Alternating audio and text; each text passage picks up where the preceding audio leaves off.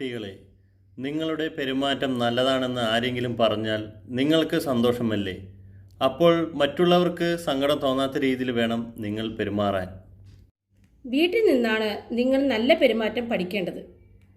മറ്റുള്ളവരെ സന്തോഷിപ്പിക്കുന്ന നല്ല പെരുമാറ്റം നിങ്ങൾക്കും സന്തോഷമേ തരൂ.